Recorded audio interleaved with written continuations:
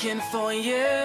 I'm always looking for you. I brushed it off, pushed it aside, but I couldn't help. I was looking for you. Yeah, I was looking for you. I have a hand surrounded. I have the silence in the roar. Just a figure in the dark. As if coming for the storm. If I fall, you'll catch me. Push me back up on my feet. See the strength inside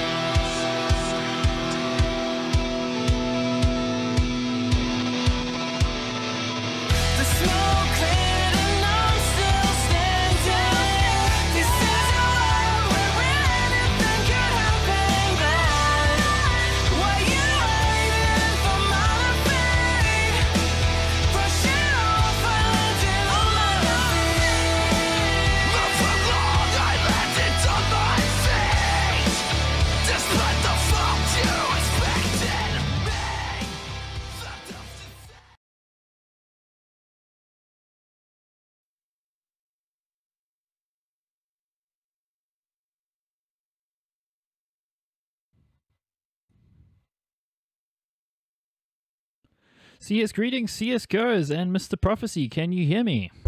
I can hear you. You can? Okay, great. That's fantastic. Let's get some game sound going as well.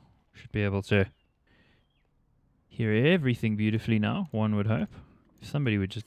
Oh, there we go. Somebody made a noise. I had that moment of doubt where like, oh no, I've broken something. No, it seems to be working pretty fine. Fantastic. Well, thank you guys for joining us. This is ESEA Main out of Europe, and it is DizLown versus Pro 100. Do you think I pronounced that correctly? Probably not, considering it is French. So it's probably got a Y in it somewhere. Somewhere. Somewhere that doesn't make sense based on the vowels that are in the word. I mean, I don't know enough about French to actually, make a reasonable guess, but I know that, like, if you're talking about weird languages, English is pretty high up there. Yeah, but like a typical English speaker, only my language is important and therefore correct. Well, I mean, I suppose certain countries feel like that. Yeah, I'm just messing But around. South Africa doesn't really have that option. We have 11 official languages, so gotta learn pretty quick. How many of those do you speak? I speak 2. You speak 2. Okay, well, I'm in the same space. I would also say a couple of more traditional African languages, but I've forgotten everything about them, which is terrible. I can say hello in a third, but that's about it. Oi. Okay, well, let's address the teams that we've got here. We're just waiting for one player, I think. We casted Pro 100 yesterday. That's, of course, Zeus from Navi's team that he part owns. And, of course, Zeus being Ukrainian, so are they. Very aggressive team, as we saw. We saw Avon doing some amazing things with the AWP. I thought he was really good. Very high sensitivity player, but kind of like a Draken or a Mert sort of style. Flicky all day. Yeah, I mean, they actually did pretty well on Overpass. They had a much better looking T side than their CT side actually was. So I suppose, T side on Overpass is a pretty tricky one. You really got to be a team that either knows the map damn well or a team with some very, very good strats on the map, which also kind of requires you to know the map pretty well. So, yeah, I mean, I was thoroughly impressed by P100, but DizLown is 8-0 now. Unfortunately, I have no idea of the skill of their opponents. ESEA, I do know that it basically randoms you a number of teams based on how you've played before. I don't know exactly when that occurs. Some guys believe that you can game the system. I'm not so certain that it'll work out that well for you. But anyway, DizLown is 8-0. Pro 100, I think, is 4 and... or is it 5 and 4? Yeah. That would be correct. So, I mean, if we look at it, again, we only really know Pro 100 having casted them yesterday. And I did watch a game of theirs. I think it was in ECS Development League last year. I can't remember what it was, but Crushy also looks to me like a really potent player on CT side. The guy's got some really good first bullet aim. Yeah, Crushy, when we were watching him yesterday, seemed like the best Pro 100 player. A very aggressive, almost like a lurk, but an aggressive lurk, something similar to what Phelps was at a stage from SK. Or maybe currently like a Mur from Vegas Squadron. Yeah. If we want to keep it in the CIS region. Yeah, something like that. I mean, very, very good. Got into a couple of sites when he had no real business being there on a couple of occasions and turned the rounds pretty effectively with double kills. So, I mean, he's got very, very good aim. He's not very snappy. He appears to be more of a, sort of stable, well, not necessarily hold the angle. I think that's incorrect. But his spray looks very, very good, while his first bullet isn't, magnificent. It's still good. So, definitely a player, I think, personally to watch. But that's going off one game, so maybe I'm getting a little bit too high on him. Either way, still looks good. I'm pretty high on him, though, I must say. I thought he was great. Particularly, I mean, in those B executes that were coming in last night, where he was sort of dancing around the smokes, avoiding the flashes, and just generally being super aggressive around the fringes of the smoke. It was really impressive. Yeah. No, he did look like a very good player. I mean, one interesting thing here about DizLown, which we haven't cast, guys, so that's kind of why we are talking a little bit more about Pro 100 at the moment, if you're wondering.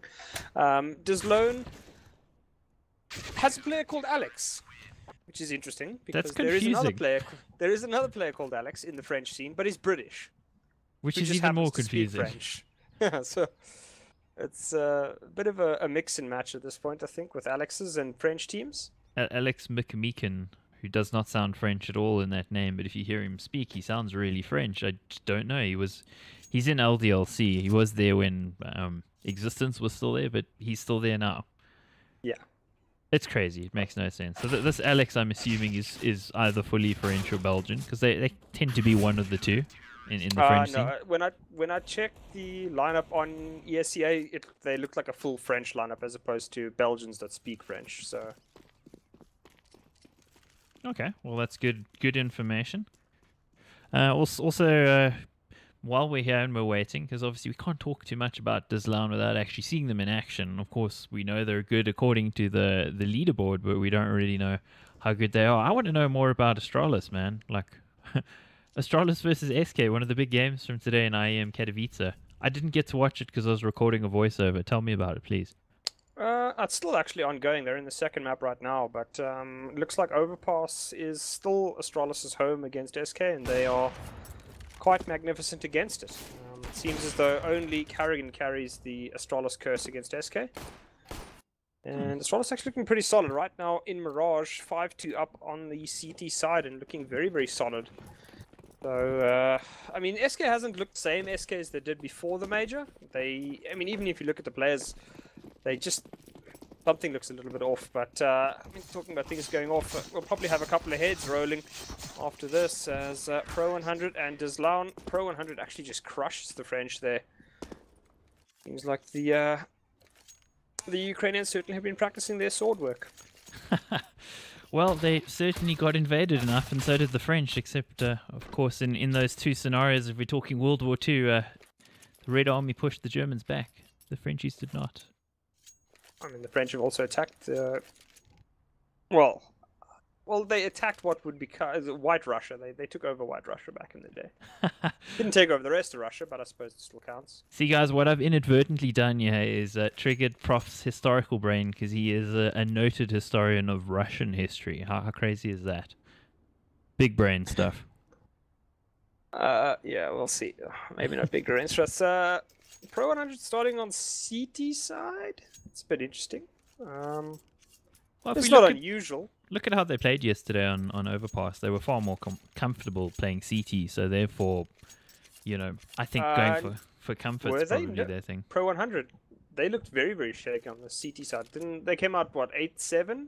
Oh, yes, you're right. I apologize. Yeah, it was their T side that was brilliant. Now, I mean, like I said, I mean, we can obviously have this debate, but... clearly, Cobblestone at a stage was a very T-sided map. I think it's become a little bit more CT-sided as teams have sort of figured out how to play around the utility. But it does still favor Ts, so it's quite interesting that Pro 100 is banking on their CT side, which didn't look magnificent, to be fair, on Overpass against DizLown here, who are seemingly a good team. Yeah, so round has started. It is, of course, ESEA Main. And look at this push from Pro 100. Flarich getting all the way out here. Doesn't realize there's a guy right next to him. Somehow he's still alive and gets a one-tap. Don't know how he did that. How cheeky was it, though, to line that one-tap up and just, like, pull it off? That was just... yeah, Lord. Anyway, Pro 100 are going to move in. It's all 4 versus 4. And DizLown haven't actually committed the site. They've pushed a couple of players deep into the A area, so Pro 100 could still get caught on the rotate here if DizLown makes enough noise. And Alex will actually remove Avon, so that'll almost certainly convince Pro 100 that they are making the move here, and the bomb will be spotted here. So at lane, he's actually, sorry, not the bomb, he's just the point man, but there we go. Jinx is going to appear right at the perfect time. Now, he probably won't guess that Kenzo is here. We'll check it anyway, though, so good decision-making there. As Alex is going to go down. Oh, no, sorry, Kenzo's going to get the first kill, but Adlane does remove Kenzo, and that will be the bomb going towards the A side. It's a 1 versus 3. Crushy is a good player. I don't know if he's good enough to take a 1 versus 3 on the side here, as Alex does have the angle on him. He's going to fall back now. Crushy does some damage. Should be going down here. There's no way Crushy can win this. Oh, and he gets caught off completely there as well by Adlane. So Adlane with a really good run gets himself a double kill. And the early aggression there from Pro 100 looking good initially, but I don't think... who was that pushed off? It was It was Flerich. Yeah. I don't think he quite realized that there was a player close to him on long when he was taking that battle. Otherwise, he probably wouldn't have pushed all the way out. So it's kind of a clever thing from DizLown to leave somebody almost lurking in that space so that when those players come through mid, they're able to punish that player. And from there, it sort of just fell apart.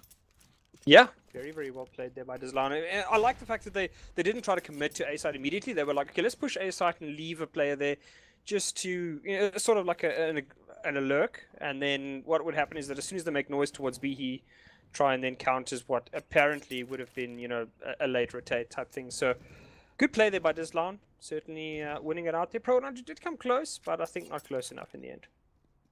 Indeed, so now reduced to pistols. They haven't even gone for the full force here from Pro 100. Ooh, and fortunately I missed that one, but... Yep.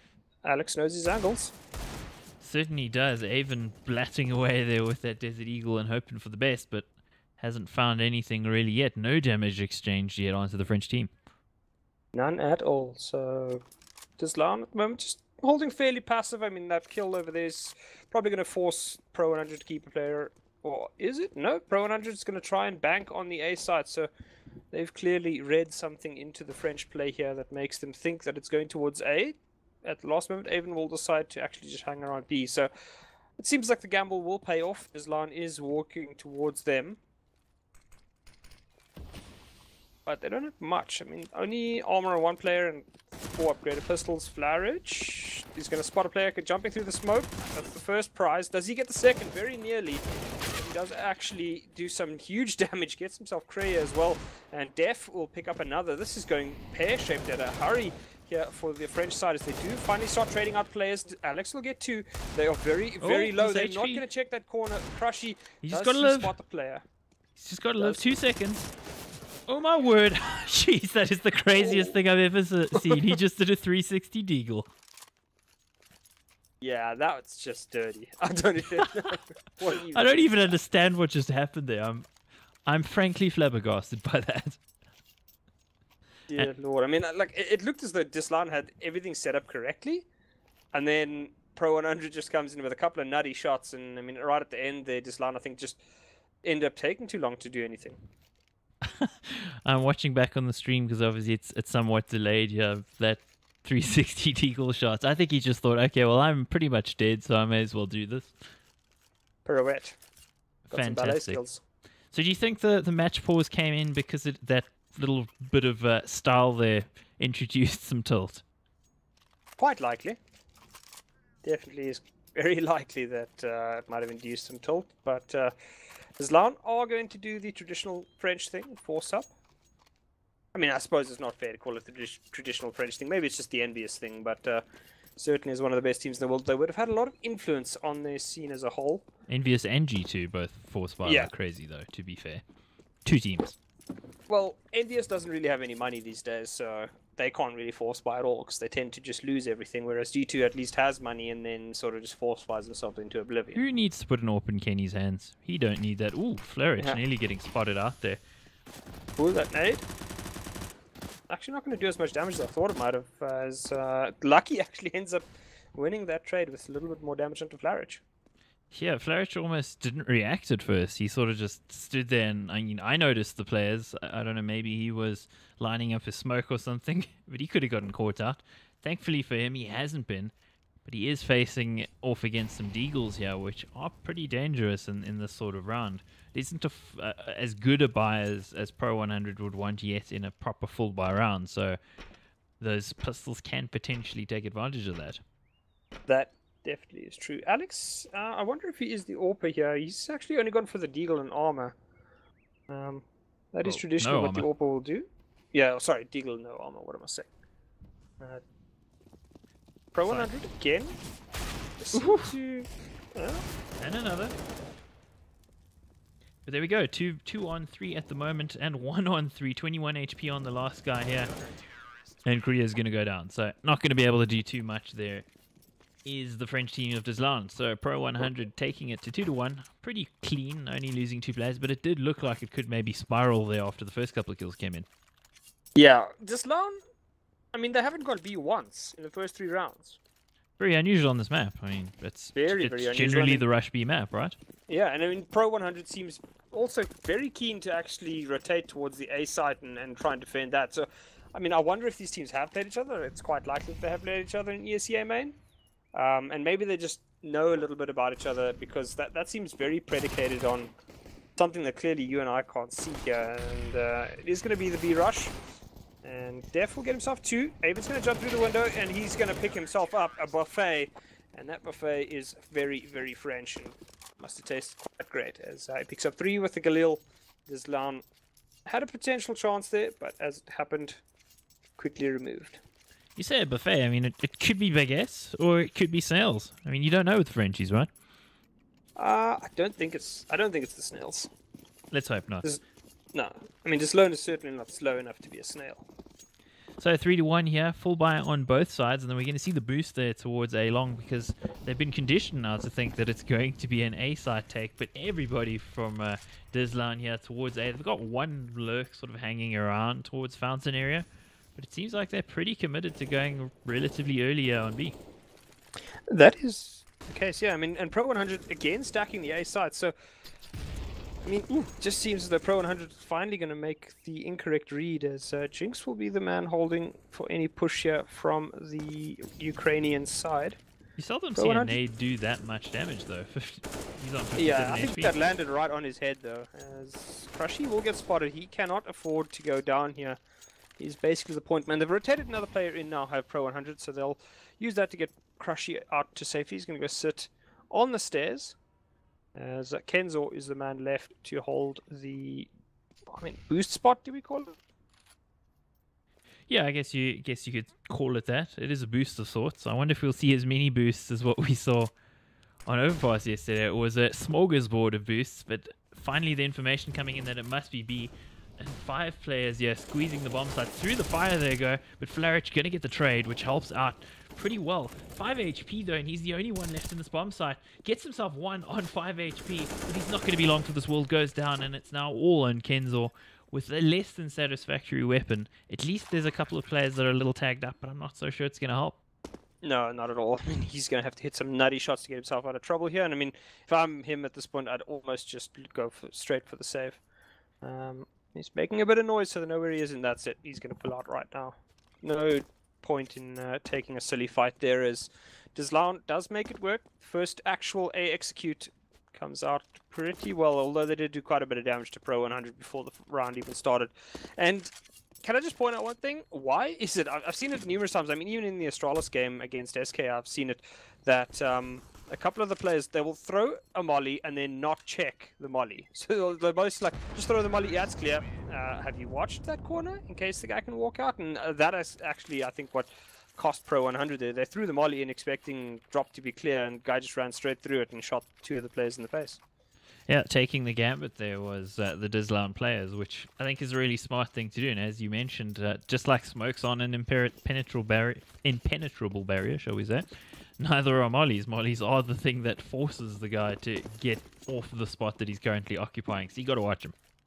Yeah, you definitely do have to watch him. As I mean, Pro 100 still decently equipped. Avon has no utility, but I mean, he does have the AWP, so it's a worthwhile trade, I think. As DizLown, slow push towards the B site now. And I mean, lots of utility coming in. It's all up to Kenzo and friends. Can they do enough? Crushy is just completely blind, running through the smoke. He's got no idea where he is. He's actually going to end up behind 2 of the DizLown players and take them both out there with a little bit of help from his friends. Oh. And he's going to take down another 2. Crushy is just absolutely ruining the French's day here. As Lucky gets the first kill, he's not going to get the second. He does, in fact, get the second right as I say that. And he's going to wander himself right into the swamp. Avon's got the angle, and Avon's got the kill. Pro 100, 4-2. Some of those crushy heroics. He's looking good. Yeah, very, very good. As DizLown all of a sudden back onto the eco. Not where you want to be as the T side on a cobblestone. And even there at the top for his team, 7-1-3. So the AWP working out well for him. Crashy and Flourish not far behind. We saw some heroics out of them last night on Overpass as well. So continuing with that good form, I don't think Kenzo and Def were that visible in Overpass yesterday, so I'd be interested to see how they do here. But in general, the start pretty good for them. On the other side, it's a little more even across the kill spectrum, I guess you could say, with Alex at the top there, which would be interesting if he is, in fact, the team's AWPer. Yeah, well, I mean, they haven't actually had enough money, I think, to go for full AWP at this point. And DizLown, again, taking quite a bit of time. Who actually called the pause? I would assume it'd be DizLown or DizLown. Yeah, I got to assume it is as well. I guess we shall see. Unfortunately, yeah, another force up. We don't get a timer like you get in some of those fancy HUDs, so no way to know how long the pause is. The pause could also be, sorry guys, there's somebody at the door. Could you give me a few minutes? If I remember correctly, I don't think the ESEA pause is like a 15-minute pause. I think it's a maximum of like 5 minutes. I think it is. I can't remember now. Like, I last played ESEA beginning of last year, so I mean, I can't remember. I don't think we ever used the pause. But either way, DizLown, do they make use of the pause? They going to start the bomb off towards the A site as Pro 100 are once again, well, I mean, I wouldn't say once again, but they're now starting to place a much more heavy emphasis on the B side. So DizLown early start towards the A site and now much more heavily focused towards B. Indeed. Hey Ash, good to see you in chat. Thanks for joining, man. Glad your internet's working again. I know that's been a massive issue for you. Been watching Twitter. Yeah, I think the whole of South Africa was hoping Ash would get his internet back. Yep, you're a good guy, mate. Glad to have you back. And, well, what DizLown have back is drop. They've got it all to themselves. Pro 100 playing it very, very passively, which is a very new meta way to play it. You know, the old way is to kind of fight for every inch of it. Nowadays, kind of let them have it and allow them to waste away a little bit of utility. They can't get out unless you let them anyway. And definitely not going to let them. Going for the fight, they gets one. He is aware that somebody else is close by as well, and he's going to get them. So, forced by not working out so far, only one left alive. Lucky, not going to be lucky at all there with Avon dropping him. Top frag here, gets himself a double kill. Yeah, that is the problem with drop, though. It's a wonderful and powerful spot to have, but you can get sort of pinned in there, much like a jail, and then you can't really do anything with it. So, it's a bit of a double-edged sword in the drop, and I mean, I remember a couple of the North American pros saying that, like, playing inside drop is a huge issue, but as you mentioned, these days a lot of players will actually tend to play a very passive hold on the drop area, just sort of sit outside and not really try and take any sort of fights. And DizLown taking a tiny bit of damage there on ad lane with that grenade. Ash says it was 27 days of no internet, which is insane. Yeah, it's like 27 days without water. Might be easier to survive without water. Nowadays, it's more or less the same thing, and it feels like we also just watched more or less the same kill come out of death in the previous round. Did feel a carbon copy of what he dealt with last round, just took him a couple of bullets more. Yep, can't be proud of that one, but they do have the money. They've got the buy here, and of course they've got the lead as well versus DizLown. DizLown in a better position on the log overall, having not suffered a defeat yet. But after the first 2 rounds, taking a little bit of pain at the hands of the Ukrainians, yeah. Yeah, and I mean 8-0 doesn't mean that you're invincible. Much like the 87-0 of the old Nip boys, and that eventually broke, and it seems as though DizLown at the moment on the course to lose their first map of the season. Well, so very, far, very easy cleanup there. It's kind of early days though. You're calling it pretty early, yeah, bro. I'm not calling anything. I'm just saying on the path. That path can change. So 6-2 at the moment. Let's have a look at the scores quickly. And Mr. Crushy crushing all before him, as well as Avon, both on 9. The guys that we saw yesterday doing so well, continuing to do incredibly well here. And finally, the buy for DizLown. Yep. It's going to be their third buy of the round. It's not a perfect one. They got 2 Galils instead of 2 AKs, and still no AWP, as Avon currently unchallenged on the big green gun. And that is a great molly. That might actually push them out. And you can see massive aggression from the Pro 100 side. Actually almost having 3 players on that platform. And that is the one way, if you're going to play aggressive on platform, that's one of the methods on how to do it. That, however, is not. Crushy gets killed, and as does Kenzo. Alex with a fantastic double kill, and that's going to open the round up fairly heavily for DizLown and Pro 100. They're going to try gamble, have 2 players on P, only 1 on A. That will be Flarich. Avon is going to try to take a duel. Please do not. Please do not. Ooh. Alex is more than up to the task, and Avon sent to the grave, and all of a sudden Pro 100's round has completely fallen apart. The aggression, which I was praising, has come back to bite them big time. As it often can, Def should find himself a duel here or two, but the bomb they're hedging their bets at the moment. It's sitting somewhere towards the middle of the map. Jinx clearing out A site now, and of course the other 2 players towards B hoping for some more aggression to potentially punish, which looks like we're about to see. Yep, and Alex is just going to actually dodge. Def will probably be making this call to his fellow player Flarich, and Flarich, he's got timings, but he doesn't have the angle. He does actually have the angle. He's going to kill off Jinx, and this could slow things down heavily. Only 17 seconds. DizLown still in with a chance of losing this round, and Flarich, if he's going to get kills like that, he can definitely win it. Adlane goes down now. It's a 1 versus 2. Alex is on half HP, but Def is miles away. Does have a kit and some utility. So it certainly is possible for the Pro 100 player. Well, it's a really difficult situation, but eminently doable here for the Pro 100 player. Def now slinking in, hoping somebody's going to offer up a pixel or 2 for him to take advantage of and potentially slap down with that AK. He just needs to get lucky with the angle here, and that's going to be really difficult so far. Pulls out the made some noise.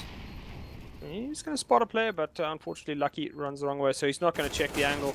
And that will be the death of him. Lucky does get the kill in the end as DizLown picks up their 3rd round. Indeed. Enjoy your dinner, Ash. So 6-3, and AWP still in the hands of Avon, and now they're going to double AWP. We saw this at Pro 100 yesterday as well. When they took a little bit of pressure, they immediately defaulted to the double AWP, and I don't recall it working that well on CT side. No, it really didn't. If I remember correctly, Kenzor was not having a good night last night. I think was the worst rated player in that game. And Avon, if he's going to start things off like that, I really don't care how many AWPs you have, because that was a wonderful start to the round there. DizLown does, in fact, swap from the M4 to, sorry, the MAC-10 to the AK. And Pro 100, I mean, that's probably the best way to start off a round. Indeed, and all sorts of action happening in drop again. I imagine we're probably going to see something similar to what we've seen before from Def. He's immovable like a statue, yeah, waiting for somebody to challenge him. Yeah, I mean, he must have heard the player drop, or, you know, fall into the drop area, so he'll have made that call to his teammates. Are they going to double peek? Def is going to slow peek. Okay. Ooh, Kriya gets himself 2. Crushy gets absolutely annihilated there. I don't know why they just slow peek into that angle. Wow. And, okay, Kree's just on a mission at the moment, and that mission is death. Flarich is going to get 1, but Alex returns. It's now Avon in a 1v3. He does have the AWP, and he's outside the B doors, but this is probably mission impossible. And it is indeed. He is not going to accept his mission, and he is going to run for safety.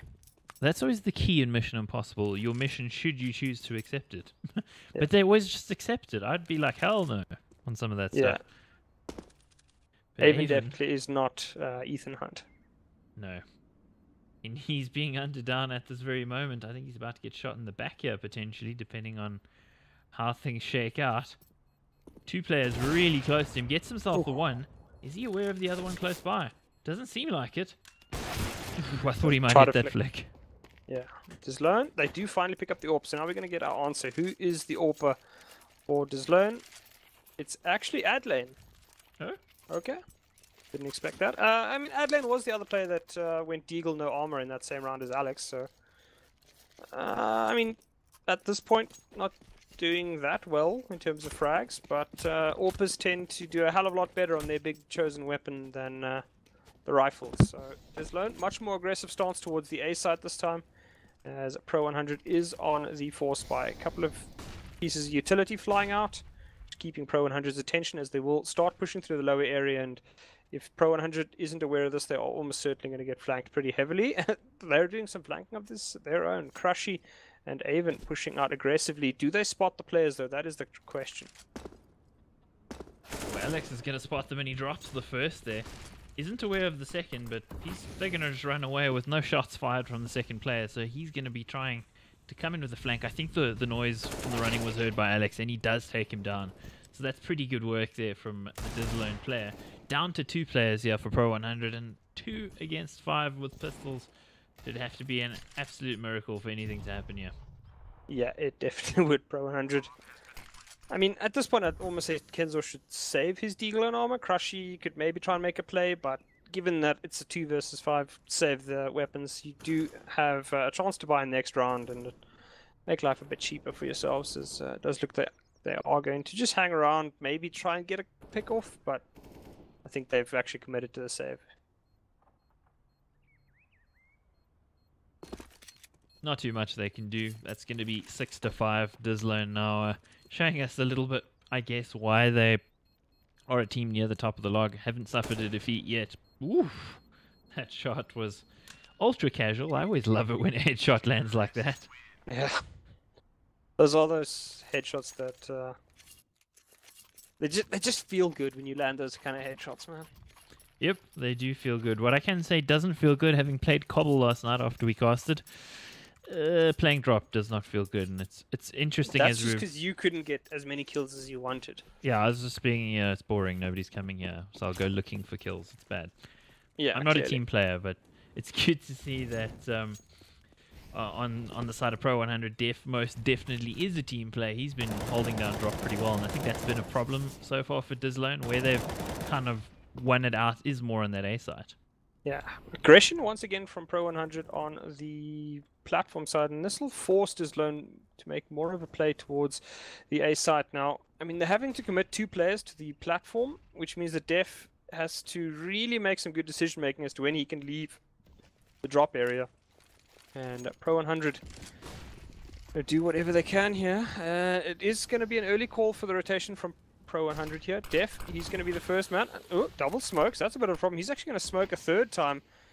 Try and get himself out of trouble. Flourish taking damage through the wood. He's going to take a ton of damage through the wood. Doesn't even get off a shot. And DizLown, well, they are just wrecking house here. Avon gets a single kill, but not enough to complete the round. And that will be that. Kenzo, the last remaining player. It's a 1 versus 4 as DizLown is taking control of this fight at the moment. 6-6, DizLown on the comeback trail. And I mean, I was saying they were on the route to their first loss. It seems like they've taken the right turn. Indeed so. Alex looking dialed in. So is Lucky as well. I mean, we were talking about that one tap at the end of the round prior to this this last one. And in that particular round gets himself 2 kills as well. It's some nice shooting there. Pro 100 now, well, they don't have many dollars between them to spend, and they've invested, but not fully. So obviously looking to play the long game in the half. Let's see if the pistols can potentially bite their opponents here. But DizLown now looking a lot more, how should one say? Confident? Well, not just confident. I think they're being more thorough in the way they're taking the sites. They seemed to be in on a bit too much of a hurry up in the early rounds. Yeah, much more deliberate at the moment. Yeah. Oh, the fake jump, hoping to bait somebody out there. I love seeing that. Crushy, getting wrecked through the smoke. Even now, he's got to win this fight. Spots the player first, and he will not allow Kriya to get that triple kill that he did from Drop last time. He's going to try to take a fight versus Lucky. Lucky, though, is up to the task, and he's going to spot Def as somehow auto-directed does not spot Def. Yeah, that was kind of weird. Oh, not Alex able to get another. Yeah, Alex is going to be needing to take a couple of pinatas after that. That was a dirty shot there from Flourish. As Jinx suspects he knows where the player is, Def. I mean, Lucky definitely knows where he is, and that'll be that, as DizLown picks up the 7th. Indeed, yeah, Ash, the match at 9 PM, the team is actually called Fartgale. We covered them last week as well. It's quite interesting, and apparently it's quite serious. Or is it? I don't know. Well, they are Danish, so who knows exactly how you're supposed to pronounce it. Different, I mean, there was what ESL Pro League in Odense, and they said it was Odense. No, it's like an L sound actually. As well, I mean, Jinx doesn't care about flashes, and Flarich will be regretting that choice. He gets aggressive once again, this time pays for it with his life. Jinx is down to 12 though, so it's not the absolute worst of trades, but it is still pretty bad. It's fight going on through the smoke on the B platform. Nobody's really taking any sort of damage. Pro 100, 2 players on the A site. Nobody's watching the drop, so DizLown haven't really shown a huge propensity to get aggressive through drop. They'll usually leave 1 player in there, that tends to be Kriya, and then they'll try and make it out. Earlier rounds, they try to get 3 players in there, but I think Def, shutting that down, has turned off their taste for that. And Jinx is going to go down, but Lucky is available to trade it out. That should be a very, very difficult round. Kriya, again, through that drop area. He seems to be an absolute monster on the lurk through the drop there. Yeah, and all on Crashy now, and we know what a powerful player he is, but he's sort of been neutralized in the last few rounds with them going A. It's just not involved in that much, or when they have gone B, he's gone down thanks to his aggression pretty early on. Getting aggressive there against the AWPer. I gotta say, Lucky though, overall, looking like a really potent entry fragger. Yeah, Lucky's got some nutty first bullet. Pro 100 though, unfortunately Crushy has not lived up to the standards we saw from him last night, but saying that, I mean, Pro 100 didn't look great on the CT side last night, so I mean, it could very well be that they are a heavily T-sided team. And it's not all lost. It is pretty expected that you tend to lose the the CT side of Cobble. Crushy's going to do some damage, but Adelane's going to do more, and that will be the end of that. DizLown picks up their 8th round, last round of the half. Pro 100 basically reaching into the piggy bank, smashed the piggy bank, and picking up whatever they can right now. Match pause coming in here in the last round, so assuming it's some kind of re-evaluating of one's options here from Pro 100, they do want an 8-7 rather than a 9-6. That certainly feels a lot better going into the second half if the deficit's only 1. Yeah. But, I mean, Pro 100 they really haven't looked that great on the CT side, to be fair. There was a couple of early rounds where they got some decent shots, but, you know, looking at the way DizLown has played, it often felt that, like, DizLown either fed themselves into Pro 100 crosshairs or got caught out in, like, some really silly positions. But Pro 100, I don't think is, like, they might have 6 rounds, but it hasn't felt like they've really done a ton of work to get those 6 rounds.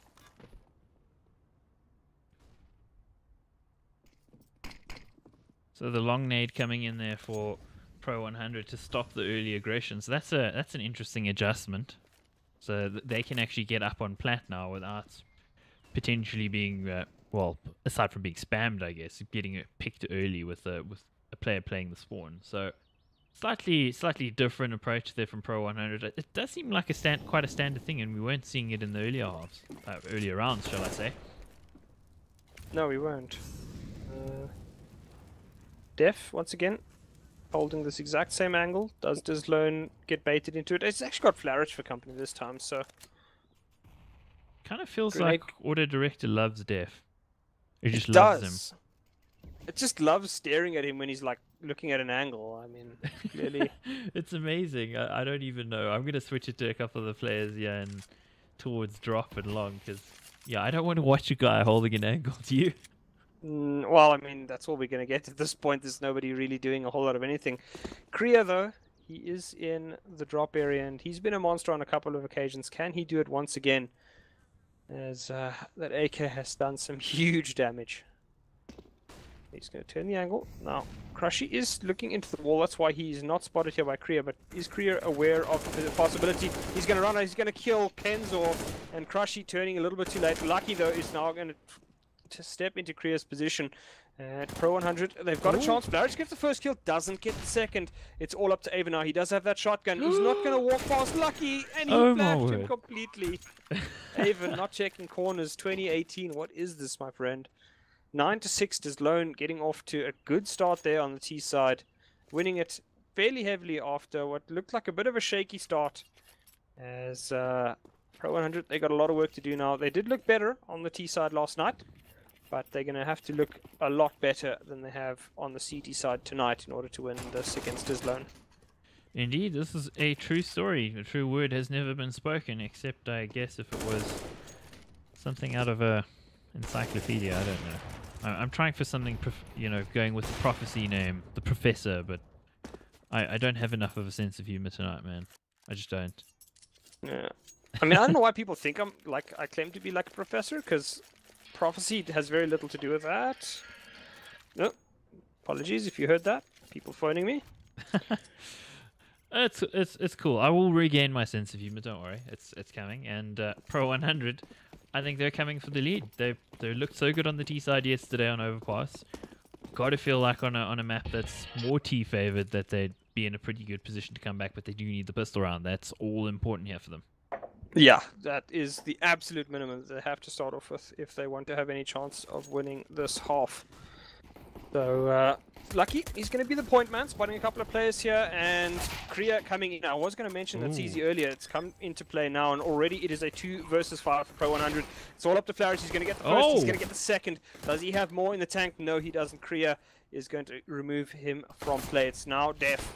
He held angles very, very well in the first half. Can he hold angles very well in the second? He's going to do some damage. Lucky down onto 2 HP, as is Alex. Double headshot, but Kriya, the man of the round, 3 kills, and that is an absolute shutdown there from the DizLown team. Yeah, some very impressive players here from DizLown. Alex to me and Lucky both looking great, and Kriya also having some major impact towards the end of that first half, and there at the start of the second half, picking himself up plenty of kills to bring things in DizLown's favor, and 10-6 in this ESEA Main Europe encounter. Pretty good position to be in, but Pro 100 doing the classic CIS/Ukrainian buy. Give the best player an AK. They also call it the Cloud9 buy these days, as a result of the attempt at the major.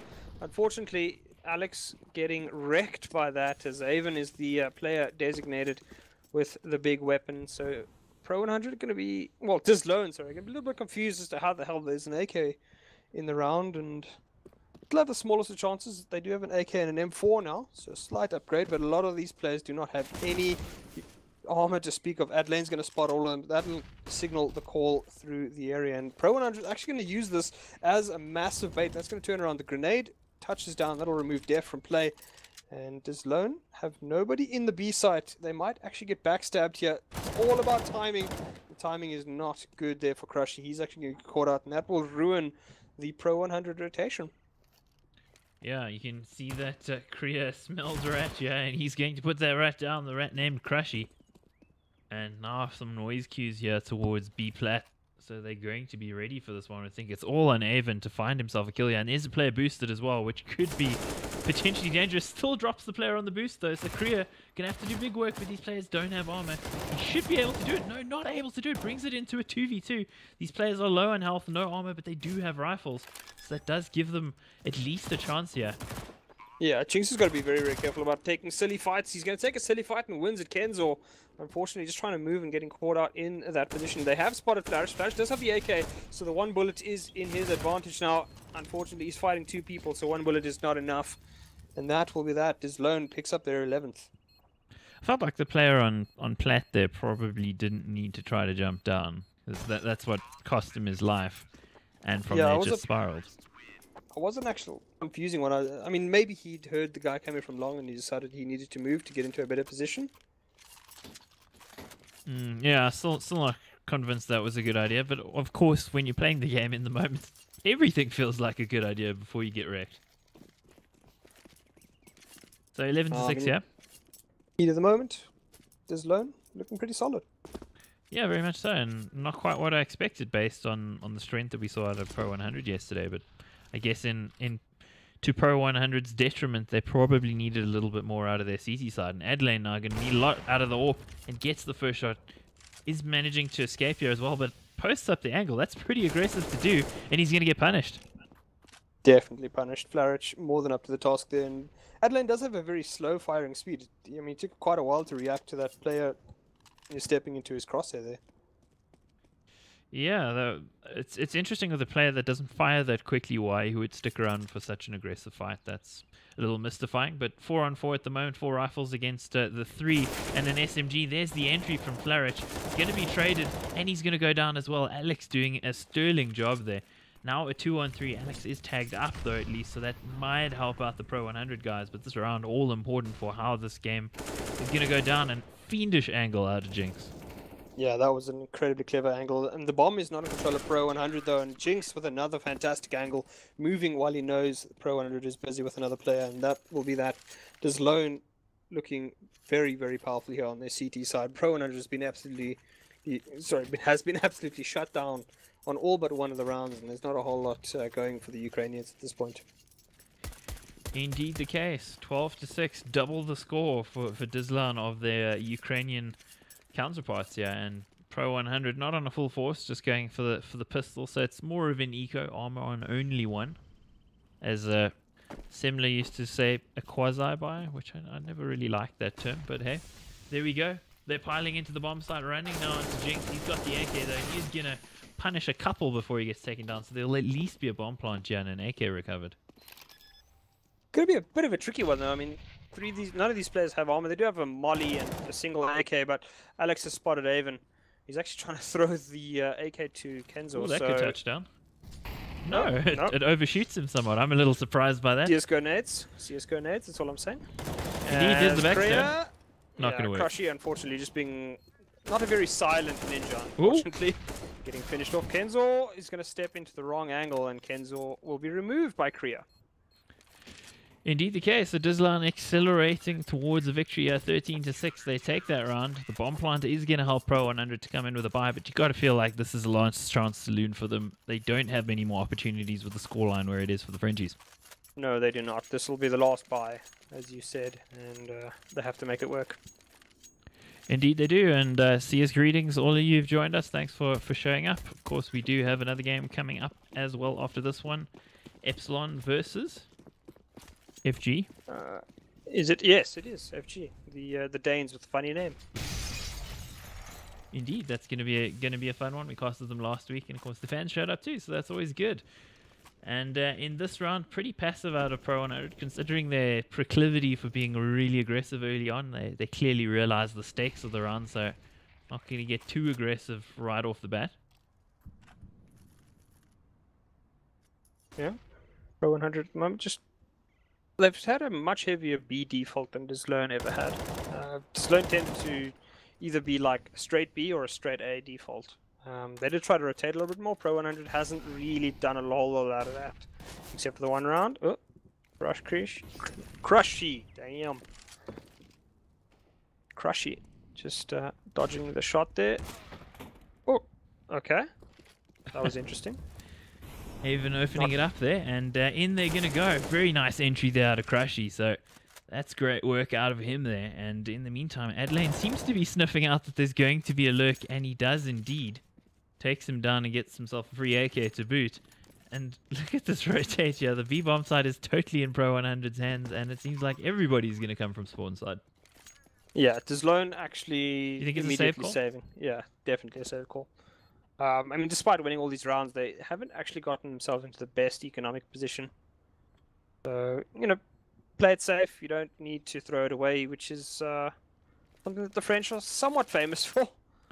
This is true. This is true. So, this game's still got a few more minutes of life left in it yet. Of course, the next game will be coming up in probably 5 or 10 minutes. The players do tend to take a little while to show up on the servers anyway. So you should not miss any action on that front. Well, Crushy and friends will get first-class tickets to a bomb explosion. I've never understood how the bomb works sometimes. Like, on some maps, you can be miles away and still take damage. On Cobblestone, you can sit in a corner, watch the bomb actually explode, and it'll be fine. Inferno Pit as well as a famous example. So we're going to see the buy here from DizLown, but it's a pretty shaky buy considering Kriya's on the CZ, and we've also got the UMP on Jinx. So they're in a position here where potentially they could allow Pro 100 back into it when it was looking like the Ukrainians were dead and buried. So let's see how this one's going to work out. Probably one of the defining rounds of the game, one would think, depending on which way it goes. Yeah, I mean, Kriya is holding the drop, and he was absolutely filthy with the CZ on that pistol round. So Pro 100's got to be very careful about falling into the drop area and not checking all of their angles. DizLown a lot more aggressive in holding the drop as well. You can see Kriya sitting right underneath the window there. As somebody decides to talk in chat. Indeed, GoTV always entertaining with that, particularly when there's CIS teams involved. They usually got something to say. The poking around drop here is Def. Kriya's going to hear the flare dropping, and he's taking up the under the window sort of position. There's the flash. Jinx is going to get flashed in by Teamy. Well done. Wow, that was really aggressive out of the French there. Meanwhile, it looks like Plat is the intended destination here for Crushy. Deciding to go in. Adelaine closing the gap here. Meanwhile, Alex getting himself a kill. And perfect flash there for Adelaine. Takes one down and manages to escape with his life. So 2 left alive for Pro 100. This is not great for the Ukrainians. Not at all. DizLown looking fantastic here. And just great team play. Getting flashed into areas. And, I mean, their aggression has worked out a lot better than Pro 100. So Pro 100 try that B push on the B platform push a number of times. And just never really felt like it worked out, because either it ended up causing their rotates to be so slow. It ended up causing their rotates to be too slow towards the A site when it did happen, or they ended up getting caught out by the DizLown players and just ended up beating away their lives. Okay, Kriya. Gotta love that. Just holds down the W and decides to jump at the last moment as well, hoping for a BS shot, I'm assuming. Probably. I mean, he does spot out where the players are, so no chance of a late attempt to hit the round, even though Pro 100 had no idea of even attempting that. Well, last chance Lunia for Pro 100 now with the weapons that they've saved. They're going to buy around it and have AKs. It's actually a stronger buy than I might have expected, but I guess because they managed to get a couple of rounds back-to-back, it's not nearly as bad as it could have been. But poised on a knife edge here, 14-7. DizLown in a commanding position. Pro 100 got exactly half their score. They need to do something. Yeah, they definitely do need to do something as... Well, Crushy, they saved enough to get out a decent amount of kit. Avon back on that AWP. I mean, interestingly, Avon hasn't actually been super effective in this game. I mean, he's gotten kills, but he hasn't been as effective as he was last time. And Adelaine, well, he's going to remove Crushy, who was effective in the one round that Pro 100 has won on the T side, and that does not spell good news for Pro 100 at this point. So looking very likely here that the French hold on to their unbeaten record, and Pro 100, despite a really good showing yesterday, looking like they might go down. Yeah, they need to do something. Got 55 seconds left with which to work, but being very timid at the moment. I guess the stakes of the round, the fact that they could lose if they make the wrong move, probably playing on their minds a bit. Yeah, it's got to be playing a little bit on the minds as Avon. It's all up to him. Alex has got him like a baby, rocking him gently to sleep as Pro 100's chances ebb away. Molly's will come out. It's going to try to force a couple of the players off as Flarich will flush Alex out of the corner there and get the kill. But Lucky still a menace here. Is he going to spot him? He is indeed. Flarich going to get the kill there. Lucky didn't do enough damage, but there is still the lurker on the A side. Do they know that he's there? They're going to spot Jinx, do some damage to him. Please check that corner. Oh, unfortunately, Kriya stuffed that up completely. He's going to get the kill onto... Well, that's the end of that. I can't even get the words out of my mouth, but Kriya does pick up the double as Jinx provides enough of a distraction for Flarich, allowing his player on the side to clean it up. Yeah, I almost thought he was going to try to get the spray down there, the spray transfer, and it didn't work out, but valiant attempt nonetheless. Now it's map and match point here for DizLown. They've got 8. Yeah, they have 8, and it's going to be a tough one for Pro 100. They have an AK and not much else to do huge amounts of damage. Crushy is on the CZ. I would have actually preferred to see him on the AK. I think he did look like their best player in the round that they won. Maybe just kind of help him out there, flash him over.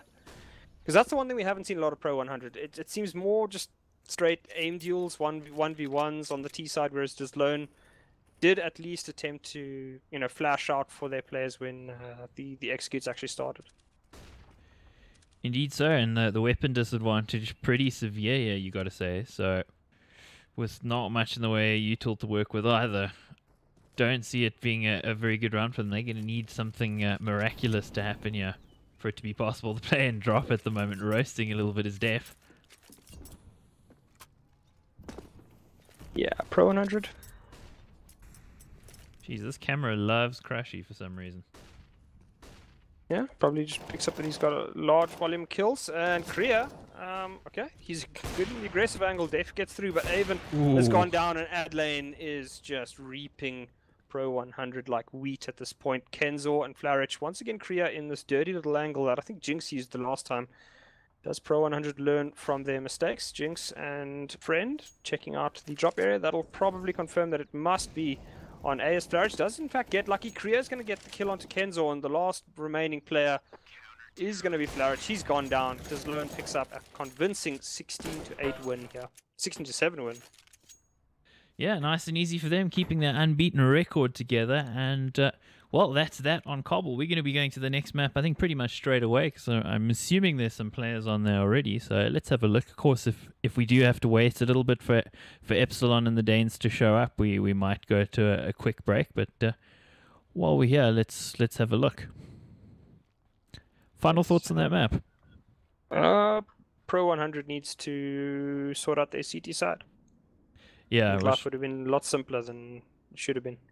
Was shown to be quite an issue for them yesterday as well on Overpass. So let's see if the next time we cover them, if they look at least a little bit better, one would hope. Yeah. But, I mean, DizLown looked good there. Very, very good team play in relation to what I saw out of Pro 100. So, I mean, what more can you ask for? Indeed, looks like we've got a few players here, but not everybody just yet. So I think what we will do is we'll take a quick 2-minute break, refill our drinks, encourage you to do the same, take a toilet break, whatever, and we'll be back with Epsilon versus FD.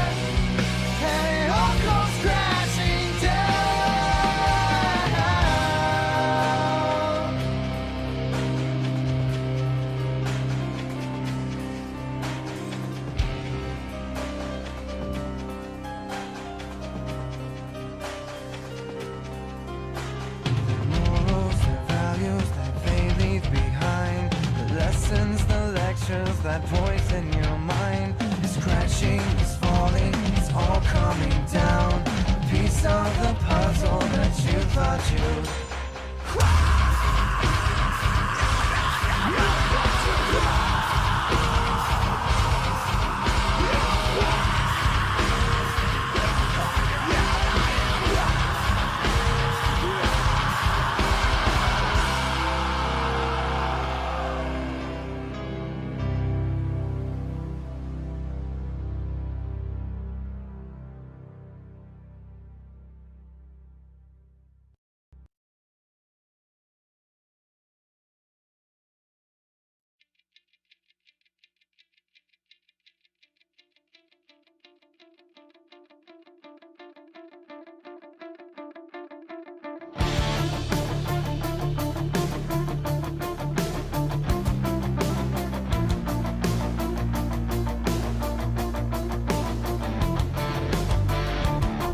Don't hold me back.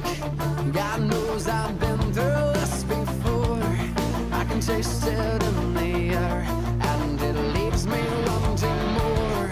You crossed me once, it's left a bitter taste, and now you push me, I will tear you down.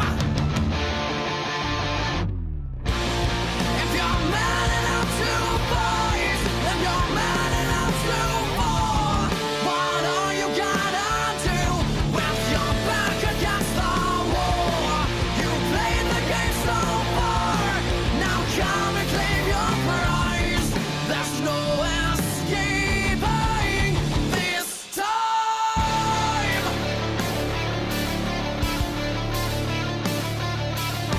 You think you know it all. Talk will only take you so far before you have to prove it. This time I'll watch you lose it. You're out of line and out of time. Just walk away while you still have your pride. If you're man enough to fight, then you're man enough to fall. What are you gonna do with your back against the wall?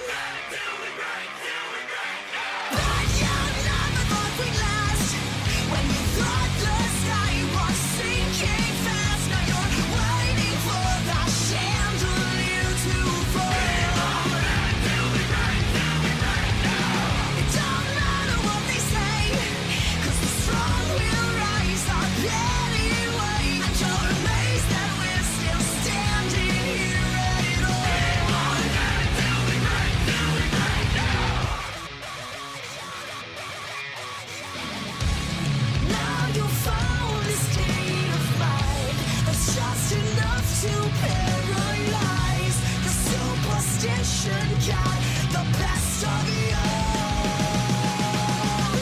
But you never thought we'd last.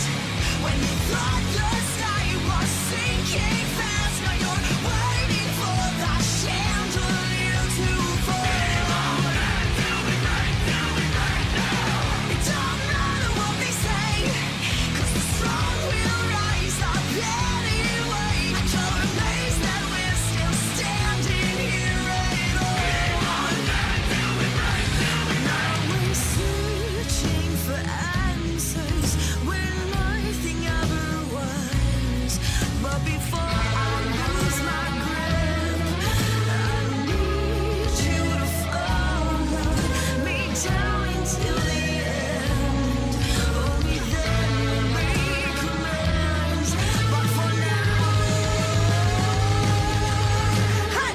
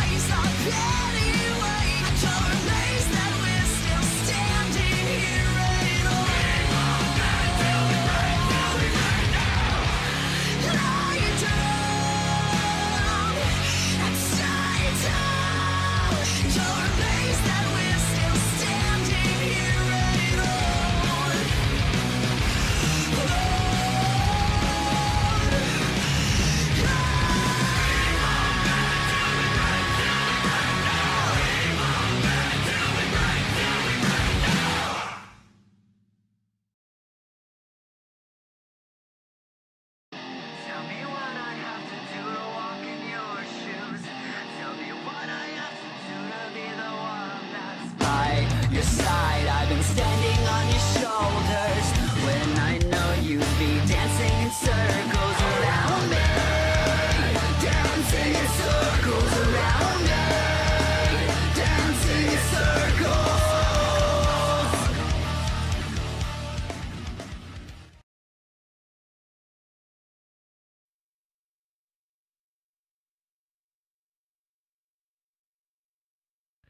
CS greetings, CS goers. Thanks for joining us. It looks like we do have a full server. Some issues with Smooya, the star player for Epsilon. So I think the coach is standing in.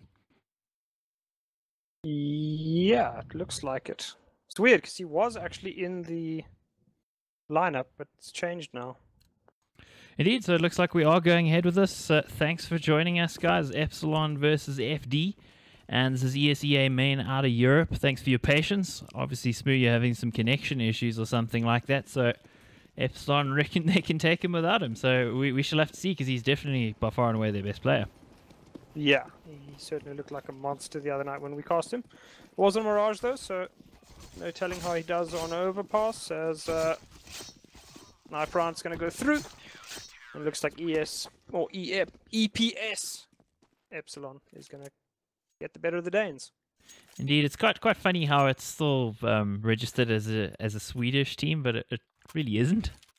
I mean, they have a couple of Swedes, I think, and some Brits. I think is it 2 Brits and 3? No, it's 3 Brits and 2 Swedes. So probably just based on where the org is from. Although the org has also had French teams in the past. Indeed, back in the day, well, 2014, 2015, so quite some time ago. But off we go here, starting out in the pistol round. CT side here for Epsilon. FD, meanwhile, on the terror side and taking a little bit of aggression there towards short. Nobody really getting too much hurt at the moment. Just a tickle on Naf and Cosme in there. Yeah, I mean, can't really ask for a hell of a lot more to start off around. As FD, I mean, this is a map Danish teams, or especially the higher level ones, have traditionally done well on. It remains to be seen if FD actually matches those feats, though. So we got Skyter, Kater, just jump spotting at the sandbags. I'm pretty certain Snowmail will hear that. And they'll just try and fight him off there. But at the moment, Epsilon only has 2 players on A. Surreal making a ton of noise. He's actually going to catch the bomb. What an aggressive play, and somehow it works out. Indeed, and there's the kills coming in. Unfortunately, our order director wrecking us a little bit. Snowman finally trading off a kill here, but he's all alone. He's going to get shot in the back of the head. Robin with the crispiest of headshots. Yeah, Epsilon looking very, very sexy with those first bullets, especially Surreal to open up that round with the first kill there. That was just, I mean, it's a, I'd say not the best of plays. Not a good idea what he did. Don't do that. Objectively, it's not a good play. But in the context, that was just amazing because it turned the entire round. FD had to then fight for the bomb, and it allowed the whole of Epsilon to just rotate in. So well played there by Surreal. Of course, a player who used to play in America for Complexities, now moved back to Epsilon. So Gerber, can he get the jump on Robin? It seems like he will. Oh, almost stuffed that up, but does get the double headshot in the end with the Asimov P250. So expecting the trade to come through a little bit quicker. Gerber worried about the trade himself, but it doesn't come in time. It's 2 left alive here. Got the 1 rifle, of course, on Gerber. And positioning relatively known here for Epsilon. So they're going to rotate a couple more towards A, thinking maybe that player might push through bathrooms, and they would kind of be right about that, actually. Yeah, Surreal's going to hear the sounds, and he's going to spot the player. As Gerber does as much damage as he can. This removed Kater from play. Surreal has spotted him. This Gerber's caught between a rock and a hard place, and that hard place is a bullet to the brain. So he will go down there. Surreal continues his great start here. 4-1, matching Robin. So Ashley saying he wants Fartgale to win. I think just because you like their name, right? Definitely because he likes the name. I like their name too. Just putting that out there. But thanks to all of you who've joined us. Unfortunately for Fartgale, they're going to be in the situation now where they're just on Glocks, saving up for their AKs. So big advantage here to Epsilon in this round, and it should be pretty clean and easy for them. Yeah, Epsilon should blow them away like a proverbial partner win, and Surreal definitely doing the work there. Oh, team kill. Robin will actually just prevent Surreal from living through the round, just saying, no, you're not allowed to do that. You got enough kills, so let me take one of my own. Yeah, Surreal was in the lineup of Complexity that had Shinobi in it, right? I think it was that lineup. I could be incorrect, but I do remember him being on that lineup, yes. I think Daps was in that team at some point as well.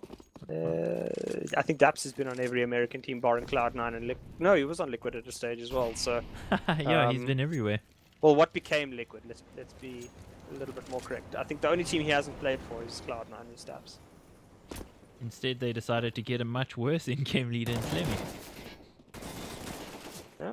But yeah, the kills being stacked up there by Tack, doing some good work, and he gets himself a 3rd with the last couple of bullets. Very nice work, spamming through the smoke, tagging Naf down to 41. Look at these Epsilon players swarming all over the B site here. They know exactly where these players are. Yeah, Tack is actually a Greek player, so Epsilon, all kinds of cosmopolitan in their make. Naf, well, it's clearly not as good as the American version because he's been removed from play. Cosmine, I believe that is the manager, is it not? Cosmine. I don't know. He played last week, if I recall. No, he was in the server last week. He didn't play. Yes, you're right. He's the manager. Keith is the regular player. So unfortunately, Snowman being snowed under a gale of bullets. Yeah, a snowstorm going on. Yeah. Don't know if he's up to the task. He's going to get the first kill, but unfortunately, Cosmine drops in and spoils his party, and that will be the end. 4-0 to Epsilon here, off to a fantastic start. And looking pretty good. Bank is growing pretty heavily. They've actually gone for the double AWP setup. It's surprising this early in an overpass game. You don't usually see it as early as this. FD, they'll be on the save, so they'll be trying to move as quickly as possible. That tends to be the death of AWPers. Multiple players rushing you, so hopefully Epsilon is up to the task. They do have some quick flickers, but they do not have Smooya, who was by far their best player and was the primary AWPer. So interesting to see Robin and Surreal being the ones given the task. And Robin, ooh, that was a nice flick. Does have the CZ, he's going to remove the second one. Does he remove the third? He does indeed. That was a hell of a shot there to hit Gerber on the run.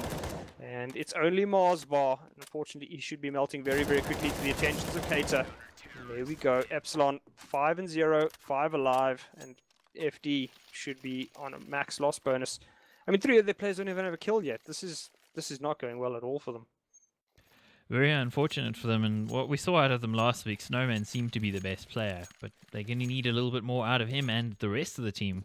Nobody really showing up against the fury that Robin and Surreal are dishing out there towards that fountain area in the steps. Yeah, Epsilon showing great proclivity for that early aggressive play towards the A side. Double play here, it's going to be the 2 AWPers boosting. That is weird. Something you'll see every day, as Gerber almost feels like he is aware of this. And Surreal, well, that's the bonus of having 2 AWPers. One will spot the left angle, the other spots the right angle. And Naf, he could find himself a kill here. He's actually going to misjudge what kind of smoke or what kind of grenade it was. And Surreal, that is a hell of a flick. Once again, he's going to remove Fredo this time, and Epsilon setting themselves up well for a potential 6-0 here. Surreal is going to get caught in the back. How did he not kill him? Naf panic? Oh my word. What is going on here? Surreal's gotten a 3rd and a 4th. Does he have the ace? No, he doesn't. Marsbar gets him in the end. But, I mean, Surreal is just on an absolute tear at the moment. Marsbar's gotten 2 kills, but I just don't see him winning this. Wow, that was quite some display from the AWPer there.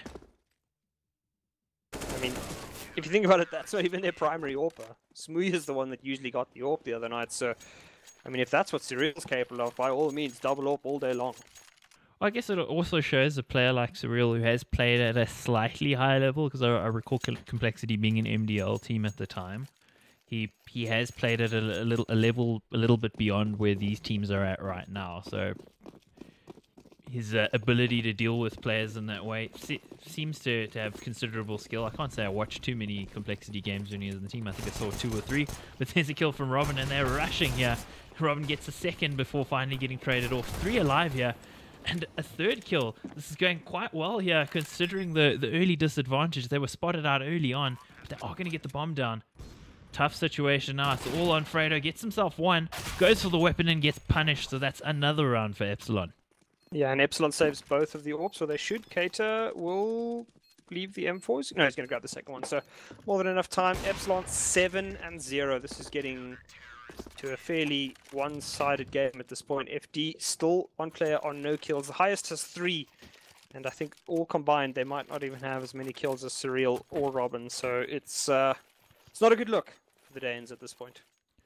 Unfortunate for them. I guess the thing with Overpass as well is if you're not a very well-practiced team on it, it's quite hard to play.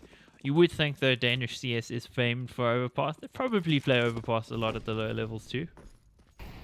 Yeah, I mean, I think the Danish scene as a whole is I mean, I wouldn't say uniformly tactical, but they do seem to place a lot more emphasis in general than a lot of the other scenes, especially the Swedish scene as it is.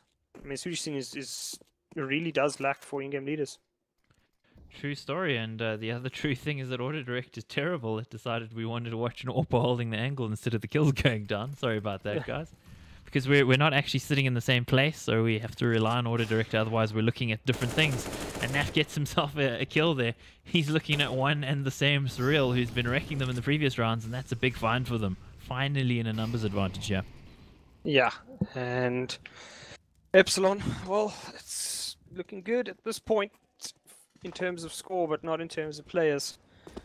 As FD, they still undecided. I mean, Epsilon's actually made a gamble towards the A site here, but FD, they're going to grab the bomb. They're going to make their way towards B now, but Epsilon, this might actually be a 200 IQ play. Actually attacking B through A. that's an interesting one. They're going to have to open the door, though, and I think that might give away the game, as they will spot the first player. No, they don't have to open the door. Fredo goes down.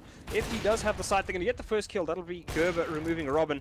Is he aware of the other rotation? The attack gets Naf, and this is a horrible situation now for Epsilon. They are not aware of Keita, and he is aware of Gerber, and that's the AWP removed now. It's all on Mars, but he does have way more HP. He's going to get the first kill. Does he get the second?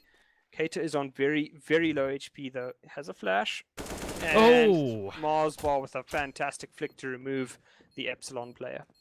Oh, and he just... Oh, I thought he missed the AWP. Did actually get it in the end. I was feeling sorry for him for a second there, but finally around here for FD.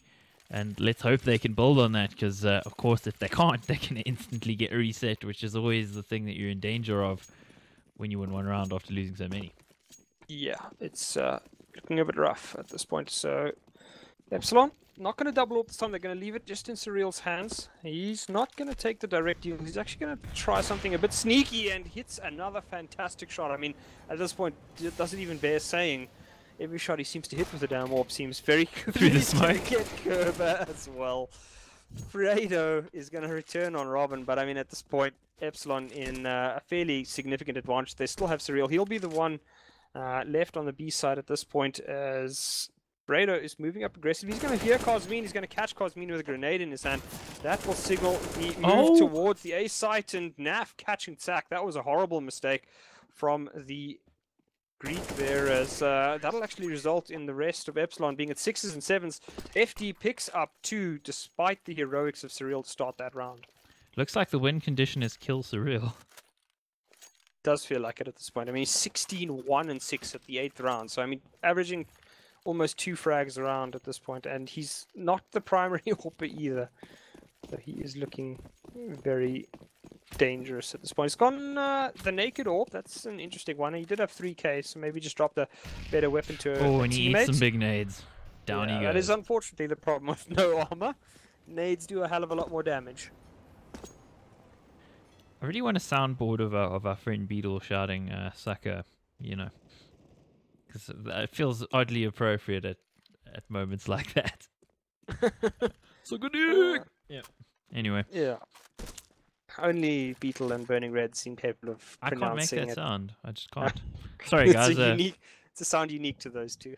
Private joke here. Sorry, but unfortunately for Surreal, does suck the proverbial as the 2 nades come and land right in his teeth.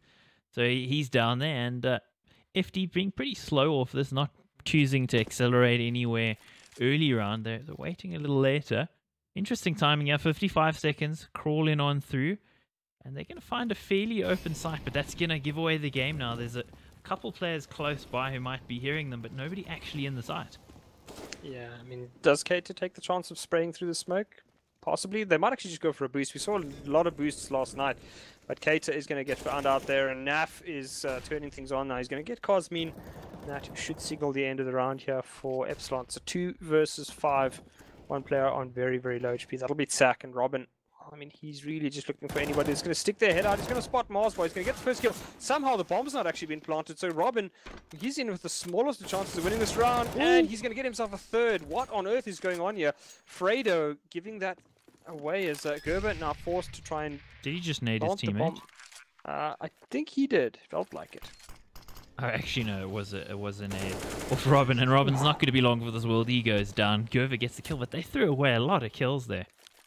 They threw away a hell of a lot of kills there. I mean, Robin somehow picked up an extra 3 despite being in a no-win situation. 5-on-1. That was horrible. And Epsilon finally on the semi-buy at this point. Pistols and one guy with armor. So going to be tough for them. Splitting up as well. Sometimes in these sorts of rounds, teams will tend to stick together and do something aggressive together. Of course, I wouldn't like to see teams at this level doing the old matchmaking strat of rushing towards the fountain, but still it's interesting that they're playing a default, which means you can't really trade very effectively with your teammates because of that, and you don't really have the weaponry to do it either. So Surreal already erased here, and FD being quite methodical, which is good to see. Yeah, that is the way you'd like to see somebody play against an anti-eco, and I do agree with you. I'm not actually that pleased that Epsilon just sat in a default. I think especially if you are force buying, sitting in a default is not going to help you unless you hit absolutely nutty shots. So rather, increase the amount of chaos in the round, get a little bit aggressive, get in their face with guys running at them with deagles. Try and take 2-on-1s at the very least. Cosmine's going to win that duel, but no man, I think just the slow peak doing him in at this point. So 4 versus 4. Fartgale still with a heavy advantage as Keita walks right into the cross of Gerber. And Naf, does he go down? He does indeed, Robin. A couple of shots required instead of the proverbial Juan Dieg. And I was fully expecting the 1D, and it just didn't happen. yeah, especially from Robin. I mean, he's had some pretty good aim. Robin's actually, I mean, he's got armor, a kit. Sorry, he's got armor, utility, and an AK. I mean, at this point, I'd almost just say save. That should be a touchdown. Oh, the nade is a touchdown, but 5 HP. Still alive somehow. And there's Gerber getting the kill. Last player should be going down momentarily. Sack going to be going down to Fredo, so there's a round for FD. But it wasn't even that close. I thought maybe it might get a little closer with Epsilon picking up a few weapons and kills, but FD playing it nice and methodically, which I like to see. I think earlier in the game they were being a little bit too rushed in their movements. Yeah, I mean, look, it's something small, but Robin trying to go for that round, just, it bothers me a little bit. They could have gotten the AWP had they had that AK. They could have given it to Surreal. We've seen how good he is, so... I mean, it's small. They'll be able to buy anyway in this round, but I do really wish that Robin had saved that AK. And it's rush time. In they go through the smoke. It ain't a force field. And yeah, they're running on the player here on Toxic. That's Tack, and he gets himself one. The rest of the players flashed, doing the flash dance. And we got Marsvar dancing around here, and Short gets himself a kill. Takes down another player, and there's Robin from Heaven getting himself 2. Yeah, at this point, Epsilon just cleaning up. It's Marsbar, the last one remaining. And Epsilon's done a very, very good job, despite being under pressure. And a lot of that it has to go to Tsak getting that kill. Really just seemed to slow FD down, and there's not a whole lot they can do at this point to turn the round against the wind, as it were. As Epsilon well in control of this round. Surreal does not look like he'll be able to pick up any AWPs. I don't think there are any available to him. So he'll stick on the AK, which he hasn't been too shabby at either. He's not looked too bad. He's got a ton of time here to work with and doesn't have the bomb. So eventually there's going to be some kind of engagement going down, but taking his sweet time about it he is. And of course it is still winnable for him if he finds the right angle. Timing could do him. Oh, and he doesn't. Surreal takes him down. So there's a kill for him, but here are the rounds got to be Tack finding that first kill. Just threw on the brakes there for FD, and they couldn't move on from that point. No, they could not. So FD, I mean, surprising they won 3 rounds in a row and already down to UMPs. Clearly Epsilon's doing quite a bit of damage, even though they are making some silly mistakes. But FD, they do have that AWP on Gerber. Who is that wrestler that he has in his profile picture, though? Gotta be a wrestler. There's no one else that wears clothing like that and a hairstyle like that. Sack, setting himself up for a triple, can only get the double. 2 headshots, and Naf will trade him out. But that leaves Epsilon in a fairly advantageous position. Does Robin spray through the smoke? Does. Doesn't get lucky though. Oh, doesn't eat the nade quite as much as I thought. Going for the peek here nonetheless, and it's going to be a dangerous one. Cosmine shot in the kneecap there. Yeah, Gerber able to remove him from play there. So FD in with a chance after that kill. They do in fact have the HP advantage. Robin fairly low, and Epsilon just going into a very passive hold right now. 2 players holding on the A side for the moment. Looks like we are going to have Robin actually moving towards the B side. It could be a pretty well-informed gamble here, as FD looks to be making their way towards the smaller side. Actually, no, I'm completely blind. They're moving towards the long area towards A, and the Real does have that AWP, so they will be in for a nasty surprise if they aren't aware of this. Smoke comes through, but Epsilon's not making any play as yet. Surreal, oh, he spotted a player, he knows what's up. Nat will signal the... Oh, he's so flashed, he's roasting down to 35 HP. That was unfortunate. Very, very unfortunate. Surreal gets the first one.